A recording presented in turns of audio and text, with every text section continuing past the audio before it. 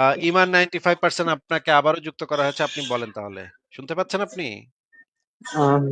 Hello Asif ভাই, আমার কথা হ্যাঁ, শোনা যায়? হ্যাঁ শোনা যাচ্ছে। বলেন। আচ্ছা, আমি তো এখানে যুক্ত হলাম, তো আমার কি পরিচয় পাওয়া যাবে নাকি? না, পরিচয় তো এখানে পাওয়া যাবে না। যদি আপনি নিজে না দেন তাহলে তো পরিচয় পাওয়া যাবে না। ও আচ্ছা, ঠিক আছে।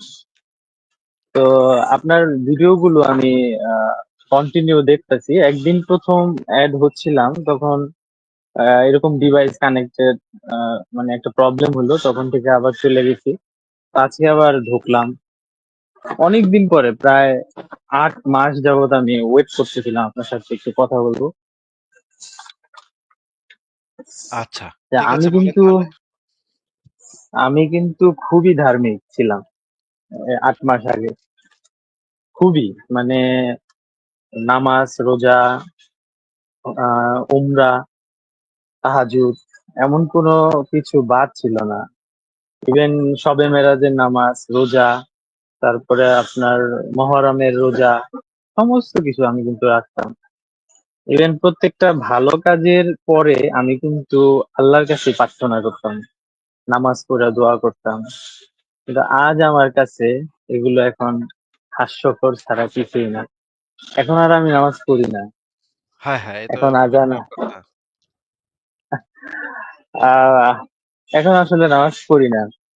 আমি তো কি বলবো, আসলে আপনার প্রত্যেকটা রেফারেন্স আমি চেক করি। প্রথমে আপনার প্রতি আমার একটা রাগ হচ্ছে, অনেক প্রচুর রাগ হচ্ছিলাম আমি। আপনার ভিডিও গুলো বিভিন্ন মুমিনের কাছে শেয়ারও করছিলাম আমি, যে এগুলো কি বলতেছে। তারা একজোটও হয়েছিল এটার বিরুদ্ধে। আহ, কিন্তু সেই আমি, এখন আমি কত পার্থক্য, মানে ভাবলেও অবাক লাগে। তো যাই হোক, আপনার ভিডিও গুলো দেখতে দেখতে এতটা পরিবর্তনটা শুরু হয় হচ্ছে আহ এই যে দাসপ্রথা যে ব্যাপারটা, তারপরে হচ্ছে সূরা জারিয়াতের যে 41 থেকে 51 নম্বর যে আয়াতটা আপনি দেখাইছিলেন, ওই আয়াতটা থেকেই আসলে আমার শুরু হয় এই যাত্রাটা। ওখানে ওই যে আহ আমি আমি বলে, তারপরে 50 এবং 51-তে যখন আমিটাকে, সেখানেই আসলে আমি ধরা খাইয়া যাই।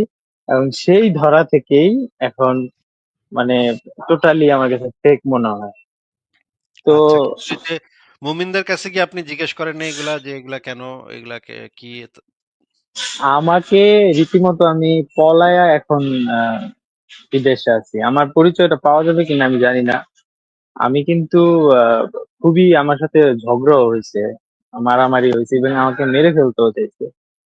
তো এখন আমি কিছুদিন যাবত মানে আত্মগোপনীয় হিসাবে, কিন্তু তারপরও এটা কি আমি এই কিন্তু, যে মুমিনরাদের হ্যাঁ, কথা বলতেছেন সেই মুমিনরা কি অনলাইনের মুমিন নাকি অফলাইনের মুমিন?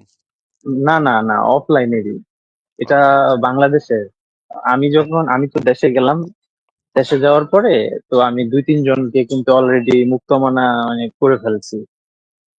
আমি তো মানে কোনো ভুল কিছু বলি নাই। আমি খুব মানে রেফারেন্স দিছি, আমি সুন্দর করে বলছি, ওদের যুক্তি শুনছি। এবং আপনার ওই সংশয়.com এর কিছু কিছু ওই হাদিস, ওগুলো আমি আগেই আমার মোবাইলে এখনো আছে, সেগুলো দিয়ে ওদের সাথে ডিভাইড করছি। তো 2 জন অলরেডি মানে হয়ে গেছে আলহামদুলিল্লাহ। আর একটা, আমার একটা বন্ধু ছিল, তো এখন শত্রু আর কি এক হিসাবে আমার।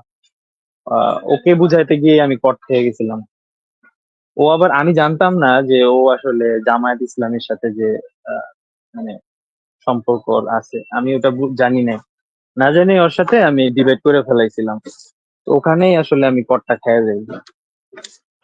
আচ্ছা। কিন্তু আপনি তো এই মানে কারণে, হচ্ছে আপনি নিজেও জাহান্নামের পথে গেছেন আর ২ জনের জাহান্নামের পথে নিচ্ছেন। এ তো খুবই খারাপ অবস্থা দেখা যায় আপনার। না, যে যে 2 জনকে নিলাম, ওরা কিন্তু আমার মতো উমরা করছে, ঠিক আছে, এবং ওরা কিন্তু নামাজ পড়তো, নামাজ পড়ে, রোজা হ্যাঁ, করতো, সবকিছু হায়রে! ২ করে। জন ইমানদার বান্দারে আপনি জাহান্নামের পথে নিচ্ছেন। এ তো খুবই না খারাপ আসলে কথা। খারাপ, আমি নিজেও তো ভাই একজন পাক্কা মুমিন ছিলাম। ওই যে 5% এখন বাকি, আমি সংশয়ে আছি। এই 5% যদি ফুলফিল হয়, তাহলে আমার ওই 2 বন্ধুরেও আমি সহ সবাই আবার ইসলামে চলে যাব, সমস্যা নেই। তো মুমিনদের সাথে রেফারেন্স, একটা মুমিনদের আমি আসলে হারাইতে পারতেছি না কোনোভাবেই। এই যে বোঝার মিল দেয়, মানে সাথে তো দেয়, সাথে আলেমদেরও নিয়ে যুক্ত হয় আর কি, মাদ্রাসায় পড়ে তো। তো খুবই টাফ হয়ে যেতেছে, বিভিন্ন প্রশ্ন মানে মানতেই চায় না।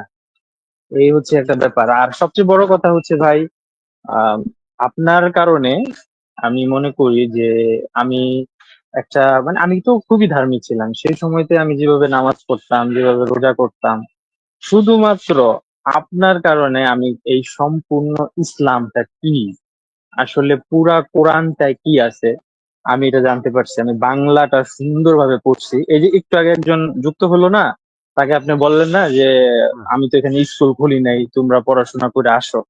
তা আমি যখন শুরুতে আপনার কাছে ঢুকতে চেষ্টা করছিলাম, আমি কিন্তু কিছুই জানি না। এখন আমি আপনার বদলতে পুরো কোরআন পড়ছি, আমি সমস্ত কিছু জেনে শুনে আজকে আপনার সাথে আমি অ্যাড হয়েছি। এবং আমি অনেক দিন অপেক্ষা করতেছিলাম যে, যেহেতু আমি বিদেশ থাকি, আমার সাথে আসলে আপনার টাইম ম্যাচ খায় না। কিন্তু আজকে আমি বলছিলাম, মানে হঠাৎ করে কেমন জানি হয়ে গেল। তো এইভাবেই আসলে চলছে। আমি আমার সাথে কাজ করে এক মুমিন, ও অলরেডি নাস্তিকের পথে। এখানে আসলে নামাজের সময়তে যে ও নামাজ পড়ে না, আগে আমার সামনে আজান দিলে তাড়াতাড়ি অজু টজু করে দাঁড়ায় যেত। আমার কাছে এত জিদ লাগতো, আমি বলতাম যে কবে ওর সাথে আমি মানে মানে ডিভাইড করবো। তো একদিন প্রশ্ন করলাম, তো আস্তে আস্তে আস্তে আস্তে ওর সাথে প্রশ্ন করার পরে পরে এখন এই যে দুইজনেই বসে থাকি, এই যে আজান হয়, কোনো খবর নেই। এখন দুইজনে আপনার এই রেফারেন্স গুলো নেই, কালেক্ট করি। আপনার যে হাদিস গুলো দেন, আমি সেই হাদিস আমরা দুইজনেই বের করি, বের করে আমরা পড়ি। ইভেন বুখারি শরীফ আমরা পড়া শুরু করছি। এই যে আমার সাথে যে ছেলেটা, ও এখন আপনার এই রেফারেন্সের বদলতে ধীরে ধীরে এখন বুখারি শরীফ পড়া শুরু করছে। কোরআন তো অলরেডি আমরা অনেক আগেই শেষ করে ফেলেছি। তো এখন আমরা হাসি। মাশাআল্লাহ, আমাদের মাশাআল্লাহ। এখানে আরো এখন মানে আমাদের জাহান্নামের পথে গিয়ে আপনারা কোরআন হাদিস পড়া শুরু করছেন। আর ঈমানের পথে যখন ছিলেন তখন পড়েন নাই। বিষয়টা না খুবই সেক্ষেত্রে, মজার। না না, আসিফ ভাই সেক্ষেত্রে কিন্তু একটা কথা বলতে হয়, সেক্ষেত্রে কিন্তু একটা কথা বলবো। কারণ আপনি কিন্তু এই কথাটা বলেন যে আল্লাহই তো আমার অন্তরে এবং কানে মোহর মেরে দিছে, তাহলে আমি কি করব? আপনি কিন্তু অনেক মুমিনদের এই কথা বলেন। তো তাহলে আমি কি করব বলেন? তার হ্যাঁ, ইচ্ছা সেটাই। করে তো আমি কিছুই করতে পারি না। তো সেটাই ঠিক আছে। আপনি বলেন যে আপনার এই যে যেইটা প্রবলেম কোথায় কোথায় কোথায় নাকি কি প্রবলেম সেটা বলেন তাহলে। প্রবলেম বলতে, মুমিনদের তো আমি বিভিন্ন ভাবে প্রশ্ন করতেছি, সূরা জারিয়াত দিলাম, সেখানেও পেঁচাইতেছে, বলতেছে যে কোরআনের বিভিন্ন অসংখ্য জায়গাতে নবী আল্লাহর কথা নাকি নিজে আল্লাহ বলছে যে তুমি বলো, তার মুখের ভাষা নাকি সেটা কোরআনে লিপিবদ্ধ আছে।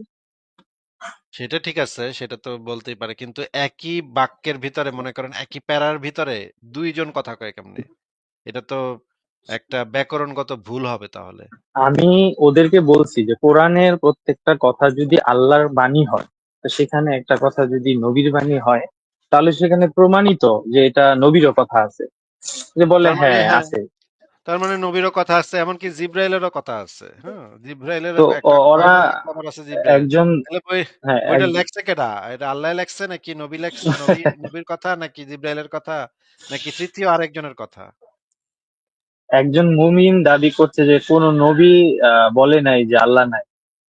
আমাকে বারবার বলতেছে যে কোন নবী বলে নাই যে আল্লাহ নাই, প্রত্যেক নবী বলছে আল্লাহ যে নাই আল্লাহ যদি আছে। কেউ বলে তাহলে সে তো আর নবী হবে না। কি মানে একদম উদ্ভট বেকুবের মতো কথা তো এটা। যে নবী তো হবে, আল্লাহ আছে এটা স্বীকার করলেই তো সে নবী হবে। সে আবার হ্যাঁ, কেমনে বলবে যে আল্লাহ নাই?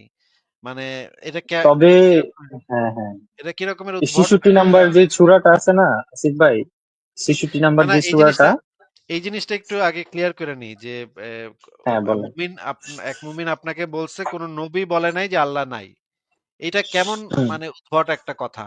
একজন তো নবী হবে শুধুমাত্র যে সে যখন নিজেকে আল্লাহর প্রেরিত একজন মানুষ মেসেঞ্জার হিসেবে দাবি করবে তখনই তো সে নবী হবে। And সে যদি এটা দাবি করে সে আবার কেমনে বলবে যে আল্লাহ নাই? মানে এটা মানে কি উদ্ভট একটা মানে প্রশ্ন বা উদ্ভট একটা দাবি বা উদ্ভট একটা যুক্তি। এটাই তো ভাই আমার মাথায় ঢুকলো না। এই রকমের উদ্ভট যুক্তি মানুষ কেমনে দেয়?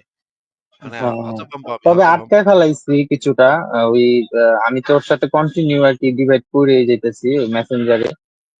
ওই সূরার 66 নাম্বার সূরা দিয়ে দিলাম, তো সেটার কোনো এখনো রিপ্লাই আসেন। তো ওই 66 নাম্বার সূরাতে যে ঘটনাগুলা, আমি বলতেছিলাম যে এই ঘটনাটা কেন, ওই ঘটনাটা কেন।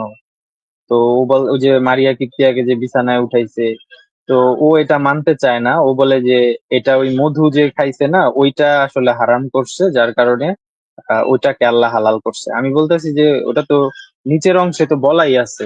বলতেছে না না, উপরের যে তাফসীরটা ওইটাই সঠিক।